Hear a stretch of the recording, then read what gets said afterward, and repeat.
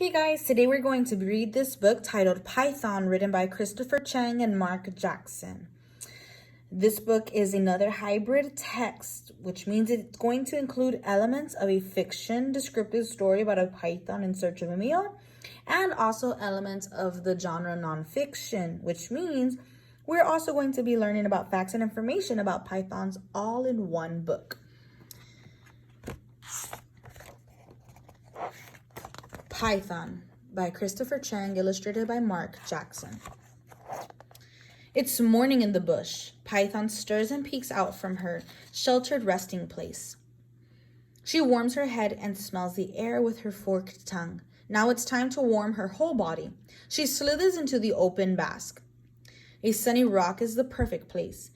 Python, like all reptiles, are ectothermic. That means they acquire heat from their environment.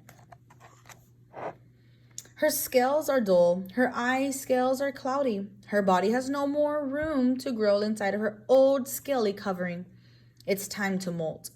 She rubs her head against the rock and the old sack of scales peels back, just like a sock. Underneath is a shiny snake. Now her smooth scales glisten in the sun. Python's scales are made of keratin, just like human fingernails. Snakes don't have eyelids, so they can't blink. Their eyes are covered by a single scale. With her body now warm, she glides into the dappled light in the trees. Slowly rippling, she moves along the branches. A bird drops onto a branch. He pecks at the bark, unaware that he's being watched. Very, very closely, Python smells the air. Lies in ambush and waits. Pythons flick their tongues in and out to pick up scents. The snake is not being rude. She's smelling. The bird takes another step closer, focused only on crawling insects.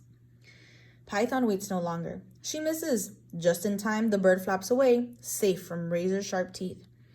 Python have rows of needle-like teeth, perfect for grabbing, hooking, and holding prey, but no good for chewing food. The sky grows darker. Python slithers to the bushes and finds a covered spot. Passing creatures will not see her here. She checks the air. The animals of the night are on the move. A possum scurries past from her nest into the tree. A bat flaps by close to the ground, chasing low-flying moths. A rat scampers among the grasses. Once more, Python smells the air, lies in ambush, and waits. Many pythons have pits just under their lips. These are sensors that help them detect warm-blooded animals. Pits are great for hunting in the dark or in shady forests. The rat stops. He scratches the ground and moves a little closer, looking for seeds to eat. Python waits no longer. Dinner! Pythons are constrictors. A python doesn't crush its prey. Instead, it suffocates it. Broken bones would make it harder to eat. With a vice-like grip, she holds her prey tightly, then quickly, carefully, she coils her body around her evening feasts. When the rat can no longer breathe, dinner is ready. Python loosens her coils and starts to eat, the head first, then the body, until the tail disappears. Like all snakes, pythons can unhinge their jaws and expand their bodies to eat food that is much bigger than they are. Heavy Python moves very slowly to a shelter to rest and digest her big meal. It will take days. Meanwhile, she waits. For some pythons, one large meal will be enough to last for weeks and weeks without eating again. One day, Python stays in her nest. She is not alone. She is coiled around her eggs. Her body shivers, not from the cold, but to help keep her eggs warm. She leaves her clutch of eggs to warm her body in the sun, though not for long. She doesn't want her eggs to cool or be eaten by a hungry predator. Some pythons can lay clutches of more than 100 eggs. The shells are not hard, like birds' eggs. They're softer and leathery.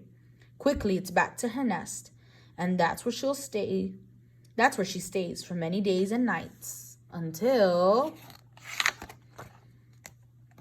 an egg is about to hatch. A small slit appears. Out pops a head. Soon many heads are poking out from their shells. The hatchlings smell the air, watch, and wait. Python leaves her clutch to bask in the sun, but this time she doesn't return. Pythons, like many snakes, are born with an egg tooth to slit the shell. The tooth is soon discarded. Finally, after many days, the hatchlings leave their shells. Now they are ready to start their own lives of smelling, resting, watching, and waiting.